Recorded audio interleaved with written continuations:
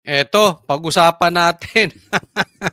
Nagdidiwang ba kayo, mga kababayan? Taas naman ang kamay dyan, no? Yung mga natutuwa, mga nagdidiwang dahil unti-unti na po sumasagot ang ating Pangulo. Ay, inyong Pangulo lang pala.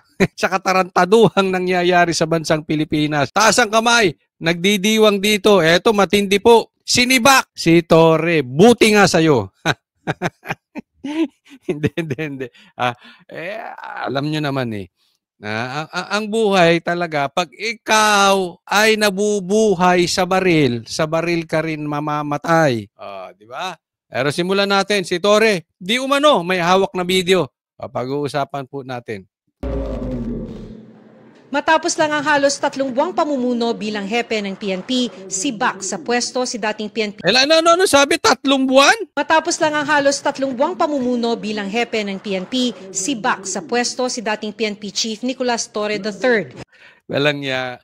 Clown ka talaga, Torre. Isipin mo, nag-record. Ito lang ang pulis na naghamon ng suntukan na alam niyang hindi makakarating yung kalaban niya. Nagpatikit pa, meron pang sponsor. Ando doon pa si kung di ako nagkakamali, andun pa si John Vic. Si John Vic pala makakalaban niya. Clown. Ito lang ang gumawa ng search warrant warrant of arrest. Pero nag-search doon sa loob ng KOJC. At nagstay doon ng 16 days. Ito lang din, ang hindi dumaan sa due process, kinidnap dating presidente. Ang bilis no? Ang bilis. Ang sabi nung iba, ang bilis ng karma. Ako po hindi naniniwala sa karma. Ang pinapaniwalaan ko po ay whatsoever you sow, you will reap. Anong tinanim mo, yun ang aanihin mo. Okay. Kita mo ngayon, tanggal ka ngayon. Bakit? Clown ka eh. Wala kang paninindigan. Wala kang yagballs. Diretsuhin na natin, wala kang paninindigan. At alam, yan ni Bongbong Marcos. Pitik-pitiking ka, ganun na lang din. Nilagdaan kahapon ni Pangulong Marcos ang utos na nagtatanggal sa pwesto kay Torre. Sinulatan din ni Executive Secretary Lucas Bersamin si Torre upang ipaalam na tinanggal na siya sa pwesto effective immediately. Sabi ni DILG Secretary John Vic Remulla na ipagbigay alam din niya ang desisyon ng Pangulo kay Torre. I have tried to get in touch with him. Teka muna. Diyan muna tayo. So, kinausap siya ni Bersamin, tapos tinatawagan siya ni John Vic tungkol sa desisyon ng Pangulo. So, ibig sabihin, hindi ka man lang in-inform ng Pangulo. Kasi pwede namang sabihin, nagkausap na sila ng Pangulo. Di ba? Ang dali namang sabihin ganun eh. Nagkaintindihan na sila. Isipin mo, ni hindi ka binigyan ng oras. Yung sinasabi ko sa inyo. Ito sa inyo dyan. Itong nangyari kay Torre, mapa-politiko, mapa-vlogger, mapa-supporter, financial supporter ni Bongbong Marcos. Mag-iingat po kayo sa Marcos. Dahil ang Marcos, tutulungan ka lang yan, panimula, hanggat may gamit ka. Kaibigan mo lang ang Marcos hanggat may pakinabang ka. Pag wala ka ng pakinabang, basura ka na. Tae ka, ebak. Pasensya na po sa kumakain, pero wala akong mapiling salita na didikit kung ano ang turing ng Marcos sa isang tao pag wala ng pakinabang. Or gagawa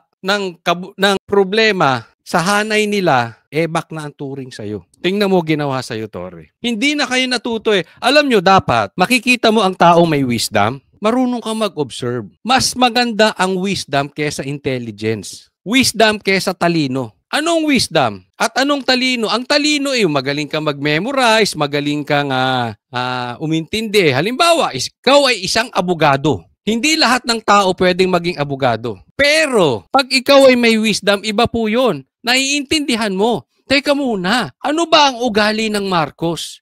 Ano ba ang history ng Marcos? Huwag na tayo magpakalayo-layo. Ano ba ang history ni Bongbong Marcos? Di ba? Trinaydor niyan si BP Sara. Nagpalibing sa tatay nila na hindi mapalibing ng kung sino man, si PRRD. Pinakidnap, pinadala sa dahig. Ito ay dating presidenteng tinulungan sila. At hindi makakabalik ang Marcos kung hindi dahil sa dalawang Duterte. PRRD, BP Sara, and yet what they are doing to them. Diyan pa lang, kung ikaw ay may wisdom, mag-isip-isip ka na. Kaibigan ka lang ng Marcos hanggat may pakinabang ka na. Pag wala, tae ka. Kaya kayo sa tingin ninyo, nakatungtong kayo sa kalabaw. Tingin nyo malakas kayo dahil malakas kayo sa presidente. Hanggat meron lang kayong pakinabang. Kaya kayo mga vlogger, sip-sip kayo ng sip-sip dyan kay Marcos. Ay, tingnan ninyo kung kilala pa kayo niyan pag wala na sa pwesto. Tingnan nyo na lang yung mga vloggers nila before Kaya sumasama sa Duterte ngayon, o wag na tayong maglokohan. Kaya sumasama yung ibang vloggers nila sa Duterte ngayon dahil kinalimutan sila ni Bongbong. Tama ba ako o tama-tama? Kaya nandito sila nagsusumiksik sa mga Duterte. Bakit? Trinaydor sila ni Bongbong Marcos. Kayo pa naman pag hindi pa kayo nagkaisip-isip, matalino ka nga, wala ka namang wisdom kasi in denial kayo. I made 5 phone calls last night. I think he was in a dinner, but he was duly informed, properly informed of the decision of the president. Ayun, sa madaling salita, okay, sabi, nagkausap na ba kayo ni Torre? Tinawagan daw niya si Torre 5 beses, pero nasa dinner ata. Pero na-inform naman siya ng maayos. So sa madaling salita, ginusting ka. Hindi, di ba? Tatanggalin nyo ako, kakausapin pa kita, plastic? Makikipagplastikan ka lang sa akin, John Vic? Di ba?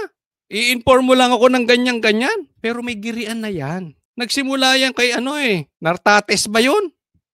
Nagka-problema na sila. Ang Pangulo na weak, katulad ni Bongbong Marcos, tatandaan nyo to. Kaya weak yan Kasi ang leader, pag ang ilalim nag-away, diyan mo makikita ang totoong leader. Paano niya susolusyonan? Pero, pag ang weak leader nag-away ang ilalim, ang solusyon niya lang, tanggalin yung mas walang pakinabang. Yung may hawak ng ebidensya, hindi pwede tanggalin. Magdedelikado. Gets nyo? Pero mamaya pag-uusapan natin, Torre yung video. Decision of the president.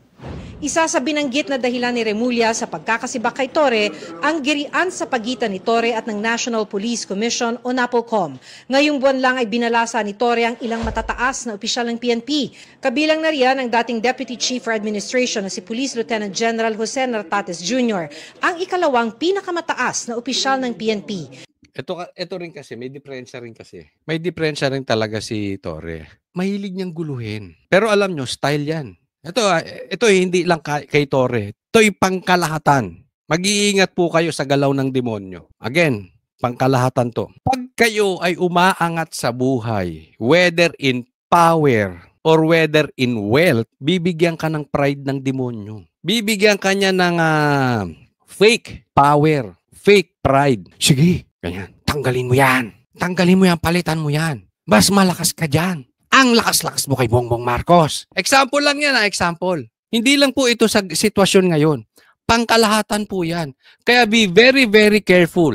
Pag inaangat ka, at lalong-lalo na kung sa tingin mo may mali kang ginagawa at inaangat ka pa rin ng sitwasyon, baka hindi galing yan sa Diyos. At pag inangat ka, financially or in power, kakainin ka ng sistema. Ito po nangyari kay Torre. Kinain ng sistema. Akala niya, makapangyarihan na siya. Hindi niya alam, 2 Remulla, 2 Boeing yung nasa loob. At hindi mo alam kung anong hawak niyan. Kung paano ang hawak niyan sa liig kay Marcos. Ginulo mo. Hindi ka sumunood doon sa protocol, sa tradisyon. Nag-bypass ka. Tinanggal mo yan. Iniikot mo. Nagmatigas ka. Pag nagmatigas ka, definitely, okay, tatandaan mo to, Torre. At sa lahat, pag naghamong ka, you make sure kaya mong lumaban. Kasi hindi lahat ng hinahamon, Torre, ay nasa ibang bansa. At hindi lahat ng hinahamon may expiration. Yung tipo makikipag-boxing ka dahil alam mo nasa ibang bansa yung hinamon mo ng boxing. At 1 araw lang. Hindi. Hinamon niya rito. Hinamon niya dito si John Vic. Binaypas niya si John Vic. Kita mo nangyari. Kasi nagmatigas daw to si Torre. Yan ang sinasabi, nagmatigas. Tingnan mo, nakaharap ka ng katapat. May hawak na alas yan. Si Nartates ni-reassign bilang area commander ng Western Mindanao. Pero ang ginawang pagbalasa ni Torre, binaril ng NAPOLCOM na may administrative at supervisory control sa PNP bilang isang attached agency sa ilalim ng DILG. Sabi ng NAPOLCOM, ang ipinag-utos na rigodon ni Torre hindi dumaan sa NAPOLCOM Bank na pinamumunuan ni Remulla. Sa memo ng NAPOLCOM, Diba? Nabaypas eh. So, naghamon. Sinita na. Dumiretso pa. noong August 14, sinabi nitong bahagi ng kapangyarihan ng NAPOLCOM ang repasuhin, aprubahan, baliktarin o baguhin ang anumang reshuffle sa PNP. Pero hindi sumunod si Torre sa gusto ng NAPOLCOM. With the recent developments, the President was presented with the facts and he determined that the best course of action is to uphold the role of NAPOLCOM as it was intended by law. As part of this resolution, the President decided to relieve Police General Torre. Yun. This was not an easy choice. Sinabi noon ng NAPOLCOM sa memo na haharap sa administrative sanction ang hindi pagsunod sa kanilang utos.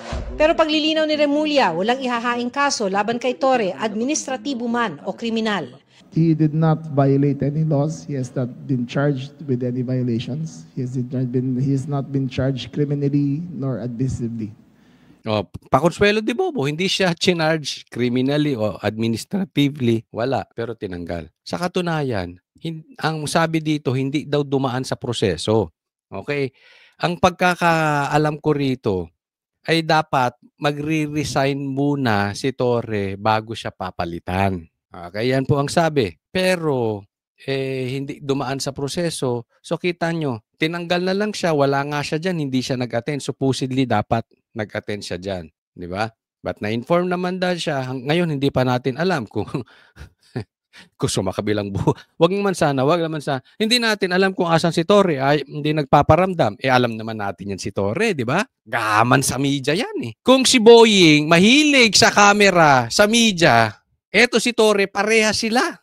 Pero ngayon, di ba, walang interview as of the making of this video. Wala di ba? Mag-aantay yan, kinabukasan siguro para, alam nyo na, makapag-isip kung anong dapat gawin. Di ba? Pero sa madaling salita, di umano ay hindi nasunod ang proseso. Let me remind you, Torre, may proseso po ng pagpasok sa KOJC. Wala kang search warrant of arrest lang, at wala pa doon sa warrant of arrest si Pastor Kibuloy. Anong sinabi mo? Papasok kayo sa ayaw o sa gusto ninyo. Papasok kayo kahit gusto o ayaw ng mga taga KOJC. Ngayon, kung may mali sa papeles, sa warrant, sabi mo kay Attorney Torion, I was there in front, kaya hindi ko makakalimutan yan. Magkakaharap tayo, ako, si Torre, ikaw, at saka si Attorney Torion. Anong sinabi mo? Attorney, hindi ito ang tamang oras para magpaliwanag. Magtalo tayo.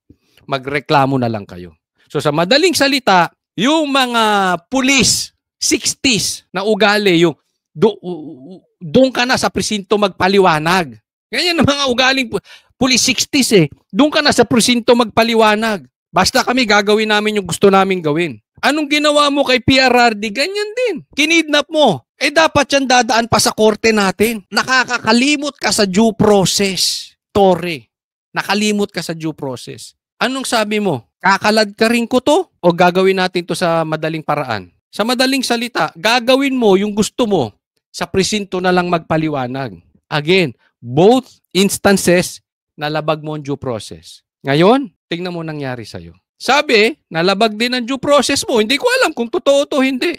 Pero you are not in the position para mag-complain dito. Sabi nga, ng iba, karma, sabi ko, whatsoever you sow, you will reap. Yan ang tinanim mo Wala kang pakialam. Hindi ka rumirespeto sa due process, Torre. Yan din ang nangyari sa'yo ngayon. Kung totoo man, di ba? Dapat lang sa'yo yan. It is simply a choice of the President to take a new direction for the PNP. Kasunod ng pagkakasiba kay Torre, itinalagang OIC ng PNP si Nartates. Sakit, no? Ang sakit nito. Wala pang 3 buwan, sinibak ka na. Ang yabang-yabang mo pa sa media. Binenta mo pa yung gloves mo. Nagmamalaki ka. Torre, tapos ka na. Tapos na ang pakinabang sa'yo ni Bongbong Marcos. Napahalughog niya na. Nababoy na niya. Ang KOJC, yan si Bongbong Marcos, baboy yan Napakidnap niya na. ang dating presidente, kidnapper. Ay, kapatid niya mismo nagsabi, kidnapper. Kidnap ang gangyari. Tapos na. Ano pang kailangan nila sa'yo? Yung 1 minute mo, yung 911 mong 5 minutes, kayang gawin ng iba yan. Yung gumawa kay Pastor at sa reliyon ng KOJC at yung pagkidnap kay Tatay Digong, yan, walang ibang makakagawa, demonyo lang. Tapos na sila sa'yo. Wala ka na mai-add. Bago magtanghali kanina, nag-assume na ng kanyang bagong posisyon si Nartates. Miyembro ng PMA Class of 1992 si Nartates na humawak na ng ilang matataas na pwesto sa PNP tulad ng Provincial Director ng Ilocos Norte at Direktor ng PNP National Capital Region Police Office. Hindi sinipot ni Torre ang seremonya. Ang tapang-tap. Di ba? Pa-jogging-jogging ka pa doon sa harap ng KOJC. Pag ikaw pa lang nasa alanganin, duwag ka, duwag. Hindi sumipot. Nung maraming bodyguard, pag mag-isa to, takot to. Nung maraming bodyguard, ang tapang-tapang dahil matanda na si PRRD. Hindi pala siputin.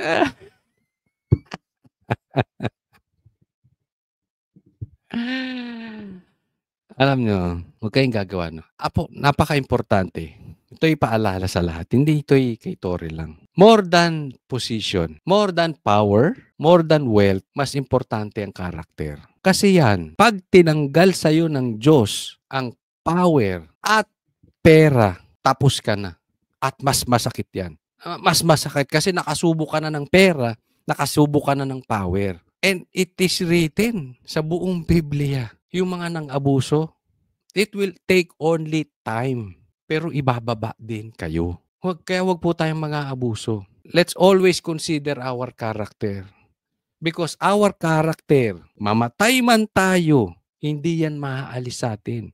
That's the only thing we can bring to heaven. Position, power, saglit lang yan. Ito, this is a very good example. Yung power niya tumagal lang 3 months. Reality, hindi. False hope. That's what we call false hope. That is fake. That is fake power. Diba? Kung naabot mo yun, sabi nga ni Vico Soto, mayaman ka nga, magnanakaw ka naman. Mayaman ka nga, galing naman sa nakaw. Diba? Saglit lang yung babawiin sa'yo yan. Tandaan nyo yan. Tenfold yan. Maaring hindi mawala sa'yo, mauna kang mamatay. Pero yung perang nakuha mo, hindi lang kay Torre to, sa lahat. Posibleng nakuha mo sa maling paraan. Babalik yan sa anak mo, generations. Diba? Matindi yan. And this is a great example. Let's achieve something the proper way, in a godly way. Huwag yung hindi ka sumunod. Tignan mo, nangyari sa'yo. To the outgoing and the first Lacan Chief PNP, Police General Nicolas Deloso Torre III, thank you for steering the PNP for what it is today. Nax pa Consuelo de Bobo. Si Torre naman ay miyembro ng Philippine National Police Academy. Kauna-unahan nga daw itong PNPA eh. Tagapaglunsad class of 1993 at ang kauna-unahang graduate ng PNPA na namuno sa pambansang pulisya. Iisa lang ang maaring humawak ng 4-star rank sa PNP, kaya't hanggat hindi nagre-retiro si Torre, 3-star pa rin ang rango ni Nartates at officer in charge ang designation niya. Sa March 11, 2027 pa dapat ang retirement ni Torre. Pag-uusapan daw ito sa susunod na pulong ng NAPOLCOM. Ayan, ang tanong ko sa inyo. Magre-resign kaya si Torre? Kasi isa lang dapat ang 4-star. At hanggat hindi mag-resign si Torre, OIC pa lang si Nartates. So, sa tingin ninyo, ako medyo iba duda ko rito eh. Alam naman natin to si Torre, medyo makapal talaga mukha nito. Ha? Maaaring kinukuha. Si Pahardo na naman ba yun? Asan na kaya si Pahardo? Anyway, tingin niyo, lagay niyo nga sa comment section kung sa tingin niyo magre-resign to si Torre. Kasi hindi siya pwedeng puwersahin na mag-resign, no? Pero ito 50-50 sa tingin ko. Dahil makapal ang mukha nito. Para tong si ang kapal ng mukha nito, parang si Abante. Yung talunan, pero dahil malakas sa Comelec, pinaupo. Siyang pinaupo, yung panalo hindi pinaupo. Yung talo, pinaupo. At siya pa yung maingay. Abante, mag-iingat ka. Ha? Mag-iingat ka, Abante. Hindi po kita tinatakot, okay? Nagpapaalala lang tayo. This is a good example na pinakinabangan to ni Bongbong Marcos. Ikaw, Abante, ha? Kaya ka lang nakaupo dyan kasi pinapakinabangan ka ni Tambaluslos. Pinapakinabangan ka kasi maingay ka eh. Talo ka na eh. Yan yung kapal ng mukha. Ganyan ang kapal ng mukha nitong si Torre, parang si Abante. Kapit tuko sa posisyon. Ay, tingnan mo. Anong nangyari kay Saldico? Wala na kayo. Hindi, wala tayong mabalitaan. Why? Ito, paalala ko sa iyo. This is laglagan time. Ako, in my opinion, pangalawang tao pong nilaglag to si Torre. Ang unang nilaglag dito, si Tambaluslos. Diba? Bakit? Madumi na masyado yung flood control eh. Yung ghost project na yon, madumi na. Dumumi rin masyado yung pagkakakidnap nito kay PRRD. So, para magpaka-Poncio Pilato si Bongbong Marcos, hugas kamay. Hindi ko kasalanan yan. Kayong nagpako dyan. Wala akong kasalanan sa flood control.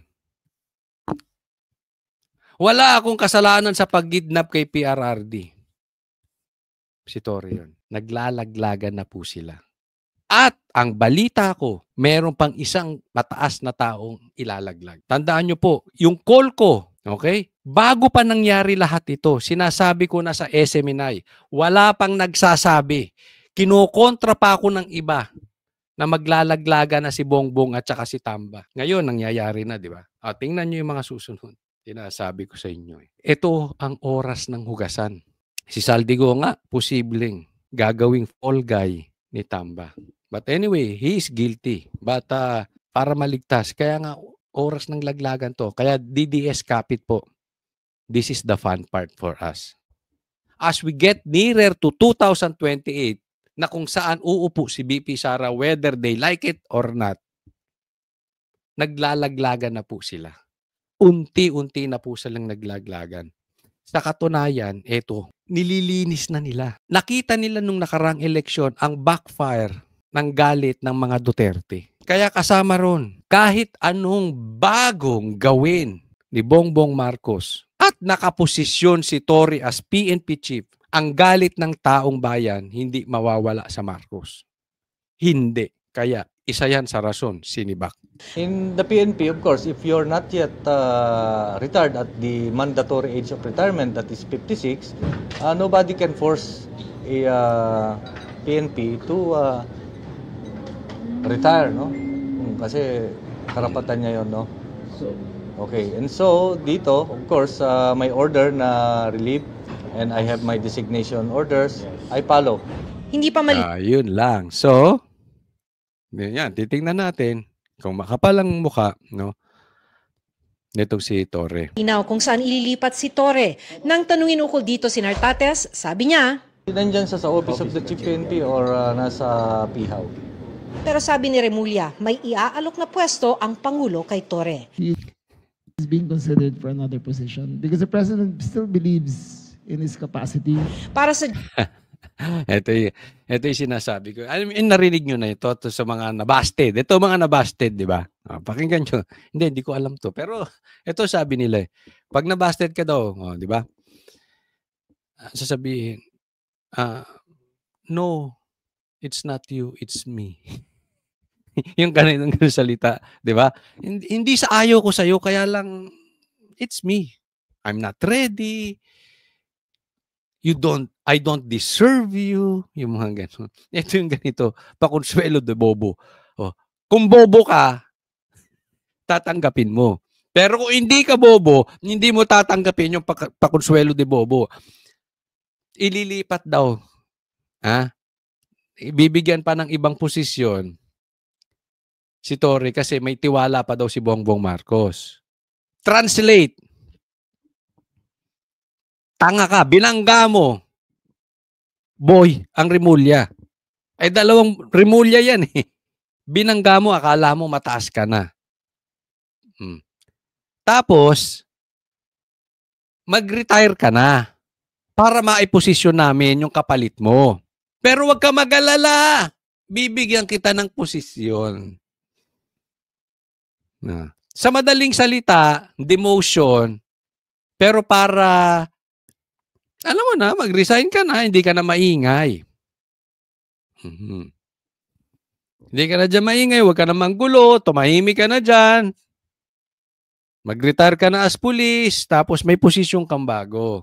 Oh. Pakonsuelo de bobo. Para kanino ba yung mga pakonsuelo de bobo? Para sa mga bobo. Kung tatanggapin mo, bobo ka. Oh. Oh. So, in short, tanggapin mo, Tore, ayaw na sa'yo. Busted ka. Kaya wag makapalang muka. Isipin mo, pangit ka na, makapal pa mukha mo, saan ka pupunta? Diba? Dapat, pag pangit ka na, medyo, ano ka na, hindi ka na, sensitive ka na sa mga bagay-bagay. At kabisado mo na yun eh. Alam mo na yung limitations mo eh. Nangarap kang masyado. Kumbaga sa pangit ka ng ligaw ka ng artistahin. Pangit ka ng ligaw ka ng chicks. Parang ganun. Oh. Ay ano nangyari? Di ba? Tanggapin mo na lang. Next topic tayo. Tore, gaganti. May hawak na video. Pag-usapan natin. I have to be clear about it. Galit ako sa kanya, sa ginawa niya kay Pastor Apollo Kibuloy at kay President Duterte. Pero ngayon naawa ako sa kanya. Nako, pambira. Well, ako, hindi ko alam talaga kung maawa kay Tore o hindi. Pero parang hindi ako naawa eh. Pero hindi ako gagawa ng masama. Wala sa karakter ko yung naghihiganti. Ang paghihiganti ay nasa Diyos yan. No? Pero sa nangyari, kasi I was there. Even from the very start, bago pa mag-start, andun na ako sa siege eh. Yung ginawa niya kay Pastor at sa buong KOJC at yung mga nasaktang babae at bata, kita ko yun harap-harapan eh. Nakita ko kung paano nila binabo yung katedral. So, wala akong isip ng paghihiganti. Pero, sinusurrender ko na lang sa Diyos. Bahala na ang Diyos dyan. No? Pero dapat talaga, tama na wala sa posisyon. Kasi, kung hindi, marami pang kalokohang gagawin to si Tore. Pero wag po tayong umasa dyan. Okay? Ito lang sa akin. Dinidiscuss lang natin kung anong mga pangyayari ngayon. Pero wag po tayong lilihis.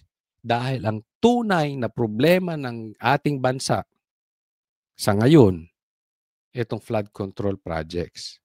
Hindi natin alam na posibleng ginagawa, fall guy itong si Tore, para makalimutan natin yung flood control. Sa katunayan, pati nga si Pastor Kibuloy, ginagawa nila ng ingay. Di ba? Dadalhin daw sa Amerika. Wala namang natatanggap ang DOJ. Wala ding natatanggap ang DFA. Tapos may balita. Di ba kalokohan? Para mapagtakman yung flood control projects, yung ghost projects. Ito, ingat tayo. Posibleng ginagawa rin to. Dahil after nung ginawa niya lahat-lahat, binigyan siya ng posisyon, tapos sinibak lang rin siya. Walang forever sa serbisyo at maaaring ma-relieve o mapalitan sa pwesto ang sinuman sa Philippine National Police. Ito ang binigyan din ni Senador Ronald Bato de la Rosa bilang dating hepe ng PNP matapos bigla ang alisin si Police General Nicolas Torre III bilang Chief PNP. Bagaman may haka-haka. Umasa eh. Umasang malakas na siya eh. Di ba? Isipin mo, PNP chief ka. Di ba? Pag PNP chief ka, malakas ka sa presidente. Dahil ang may control naman yan, ang magdidesisyon yan, presidente. So sa dinami-dami ng qualified, ikaw. Ba't ikaw? Malakas ka sa presidente. Or bayad utang. Umasa siya. Malakas siya. Ayan, nagyabang. Ito kung bakit natanggal si General Torre sa liderato ng pambansang pulisya, ipinauubayan niya sa Malacanang ang pagpapaliwanag. I don't know if he did it now without the clearance of Malacanang, then maybe meron siyang nasagasaan. Epal kasi, di ba? Totoo yan. Walang clearance sa Malacanang ginawa niya. So nasagasaan niya talaga. At nasagasaan niya dito ang Rimulya. Sila John Vic. Because as I have said during my time, nagkiklear ako sa Malacanang na provinsan, mabilisan ng kailangan aksyonan kaagad. Nag-issue ako ng orders, then later on, I just inform Malacanang. Yun yung emergency, sinasabi ni Bato. Dumidiretso na siya, inform na lang niya Malacanang.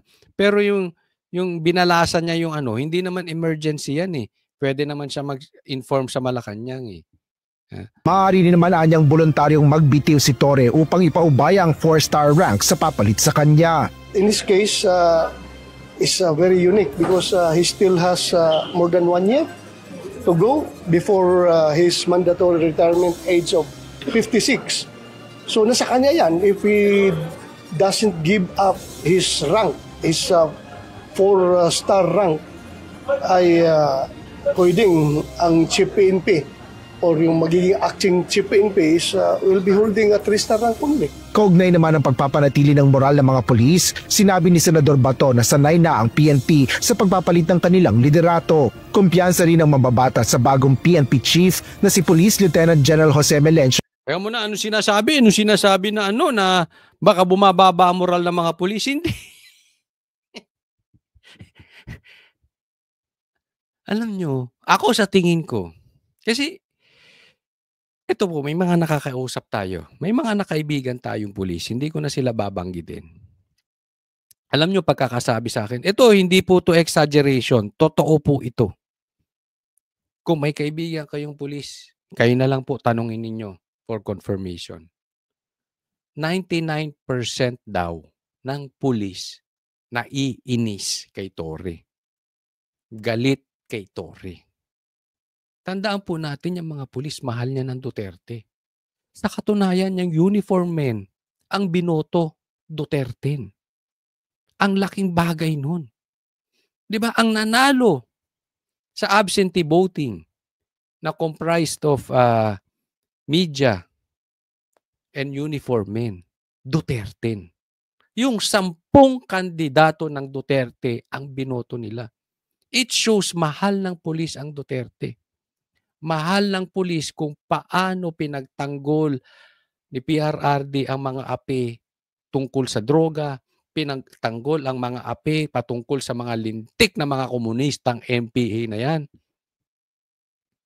na maraming namatay na uniform men dahil sa mga komunista na yan. Mahal ng uniform men si PRRD. Kaya yung sinasabi nyo baka na-demoralize ang mga pulis. Hindi ako naniniwala. Sa katunayan, baka nagdidiwang yan sa loob nila. Hindi lang nila pwedeng ipakita because they are professionals. Hindi sila pwedeng magsalita. Pero, it's safe to say, 99% ng mga pulis ay nagdiriwang sa loob dito. Posible nga kaya isa sa rason na inalisto si Torre na justify bukod doon sa pagbalasa niya dito kila Nartates, yung baka na-demoralize na nga ang mga pulis dahil dito kay Torre. Baka it's the other way around. Kaya tinanggal para meron pa ring loyalty ang mga uniform men kay Bongbong. Otherwise, kung ipipilit niya na ayaw nila kay Torre, delikado. Nakukuha niyo yung ibig sabihin? Kabaligtaran yan. Nartates Jr. Para naman kay Senador Panfilo Ping Lacson na dati ring nagsilbi bilang PNP chief, lumagpas sa kanyang hawak na otoridad si General Torre. Bilib na pilib ba naman si Lacson dyan? Meron pang isang baklang vlogger. Di ba? O, ilagay niyo yung pangalan ng baklang vlogger.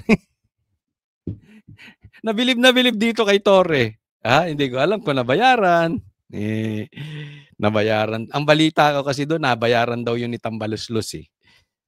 Anyway, bilib na bilib yung baklang vlogger na dito kay Torre. At inaasam-asam niya pa na magiging posibleng vice president. Ito ang magiging kandidato ni Bongbong Marcos as vice president. Eh, sinasabi ko sa inyo eh. Yung vlogger na yun. Ha? Walang laman ng utak noon. Magaling lang yung mag-English. Tingnan mo yung mga call niya. Mali. Sabi ko sa inyo eh. Nako. Torre. Ito ay matapos anyang mag-isang palitan ni Torre ang kanyang second in command sa PNP na si Nartates. Paliwanag ni Senator Lacson, may normal na proseso ang pagtatalaga at pagpapalit sa pwesto ng mga miyembro ng PNP command. Yan. Sabi ni dating PNP chief si Lacson, Senator Lacson, may normal na proseso. Ang problema, hindi nga marunong sumunod sa proseso yan si Torre. Isipin mo, nakalusot siya sa proseso. Hindi niya sinunod yung proseso kay Pastor Kibuloy. Nakalusot siya. Hindi niya sinunod yung proseso kay PRRD, dating presidente. Nakalusot siya. So akala niya, hayahay siya. Lakas ko sa presidente. Lakas ko sa presidente. Hindi niya alam, ang katapat niya, Rimulya. Kasi, ito sasabihin ko sa inyo. Mahirap banggain nila ni Bongbong Marcos ang Rimulya. Posibleng may hawak yan. Ganyan lang sa mundo ngayong hawakan. Lalo ngayong era of videos. Kaya ito, Torre, maraming nagsasabi, ito ay sabi lang ha, you are prone to attack now. Without the president on your side, sangkatutak na galit sa'yo ang mga DDS. Baka kaliwat kanan ng haharapin mong demanda. Kaliwat kanang haharapin mong reklamo. Baka mamaya, even coming from your own camp, hindi sa pulis own camp, yung mga kasamahan mo dati, ng mga politiko, baka mamaya, yan pa ang yumari ng karir mo. Or baka mamaya, yan pa ang yumari sa'yo. Baka lang ha. Kaya nga if ako sa'yo, alam namin na may hawak kang ebidensya patungkol sa pagkidnap kay PRRD. Alam namin may hawak kang ebidensya sa pang-abuso mo sa reliyong KOJC. I-video mo yun. Or, yung iba nga sinasabi, may hawak ka ng video. Kasi, kung ano man mangyari sa'yo, career man, o sa buhay mo, or whatever, ako hindi po tayo nag-grave threat dito ini-interpret lang natin dahil malalakas ang nakabangga nito. At alam nila, may hawak kang ebidensya laban sa gobyernong ito. Dahil yung ginawa kay PRRD, that is a crime. At hindi ka gagalaw. Alam ng Pilipino yan, Torre, hindi ka gagalaw nang walang go signal sa itaas. So, dapat may hawak kang video. Kung ano man ang mangyari, nasa ibang kamay para maipakalat ito. Kasi baka mamaya bibigyan kanila ng problema. Kasi pag nagalit ka, gaganti ka. Dahil tinanggal ka, gaganti ka. Ayaw nila yon. Baka unahan ka. Yan lang sinasabi natin. Baka unahan ka nung mga nagpatanggal sa'yo para hindi ka makaganti sa kanila. Pero ang protection mo, video. Dapat may hawak kang video. Yung nga sinasabi ng iba, hawak mo na nga daw. So mag-isip-isip ka, Torre. Nilaglag ka rito. Ilalabas mo ba yung video? Or kung wala ka pa mang video, magbibideo ka na ba at ilalabas mo? Ilalabas mo yung totoong sino ang may pakuno ng pagpapakidnap kay PRRD. Sa tamang panahon, maaaring hindi mo ilabas ngayon. Pero mag-isip-isip ka. Baka it's too late, no? So, kasi this is laglagan time.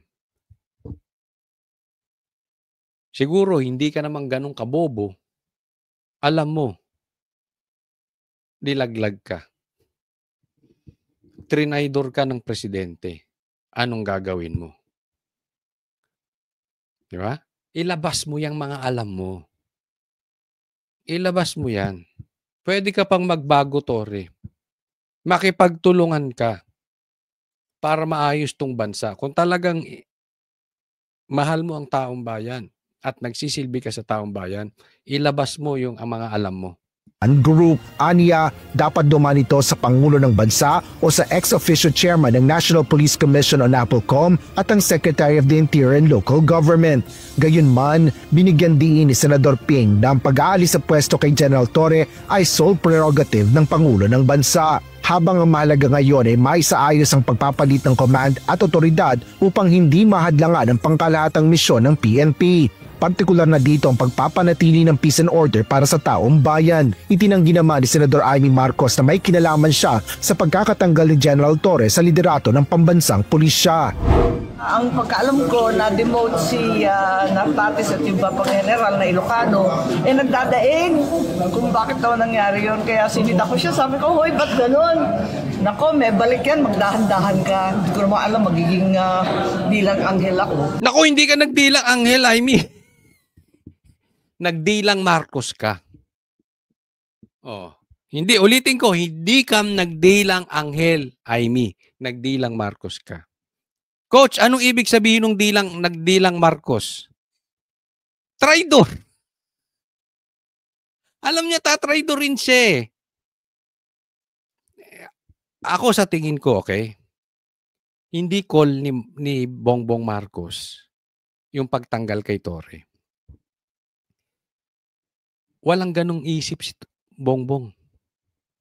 Weak yun si Bongbong, wala siyang guts. Naipit lang sa sitwasyon. Ako I won't give Bongbong Marcos that too much of a credit. Hindi niya kaya si Torre. Naipit lang siya sa sitwasyon dahil nasagasaan ni Torre ang Rimulya. At hindi kaya ni Bongbong Marcos ang Rimulya. Hindi niya rin kaya si Torre.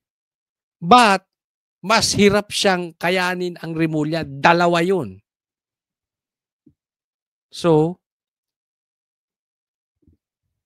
lesser evil. Weak yan si Bongbong. Siyang tinanggal. Tandaan natin, malakas si Boying dito kay Bongbong. Malakas ang Rimulya kay Bongbong. Isipin mo, DOJ na si Boying. SOJ na. Ang inalagay pang SILG, yung kapatid. Saan ka naman? That is very obvious. Diba? Ganyang kalakas ang Rimulya sa kanya. So, ikaw natanggal. Pero hindi ka nagdilang anghel, Amy. Layo. At nagpapaumanhin ako, wala akong alam. Ang alam ko lang, ang balita ko, doon sa mga appointment ng mga RD at iba pa, talagang hindi sila nakipagkonsulta kay Secretary John Vic. Hindi naman tama yun. Siyempre, may boss tayo lahat. Yung boss na si John Vic. Bukod dito, ibinahagi ng presidential sister ang naririnig niyang ulat na pamumulitika sa PNP. Masyadong maingay at maugong na nagmamalaki ng ibang classmate na natatakbong presidente o vice-presidente sa 2028. At nakita na nakapastel yung kanilang mukha at sabi pa nga nung iba, hindi lang pala politiko ang EPA. Kaya parang inaabangan na rin inaabangan na rin ng ibang tao dahil may nadidinig na pangalan. Kapwa naman ikinagulat ni Senate President Francis Chis Escudero at Senate Majority Leader Joel Villanueva ang pagkakatanggal ni General Torre bilang Chief PNP. Habang si Senator Raffy Tulfo, sinabi na ang pag-aalis kay Torre sa liderato ay paghupa ng matagal ng tensyon. Asher Cadapan Jr., UNTV News. Alam mo yung sinasabi, sa pool ni Torre doon, sa pool ni Tulfo yung sinabi niya na paghupa ng tensyon. Yan yung binanggit ko kanina na sinasabi ko, posibleng naghuhugas na ng kamay nga ito si Bongbong Marcos. Kasi ang galit ng taong bayan sa Bongbong Marcos ay dumodoble pag nakikita nila si Torre. Pero, kaya tinanggal. Pero, may isa pa, abangan ninyo. Yung clue, galit na galit ang DDS sa kanya. Para humupa ang galit ng DDS, yun ang gagawin. Tatanggalin. Nagsisimula na po.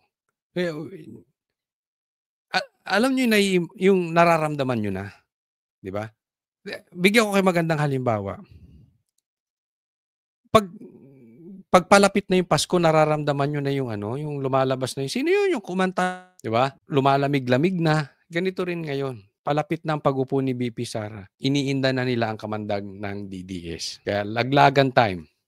This is our chapter now is laglagan time. Pero wag po tayong maliligaw. Ang punot dulo, diniscuss lang po natin tong nangyayari kasi ito ang balita ngayon. Pero ang punot dulo nito, wag tayong bibitaw doon sa flood control ghost projects. Yan po ang dapat panagutan ng mga contractor.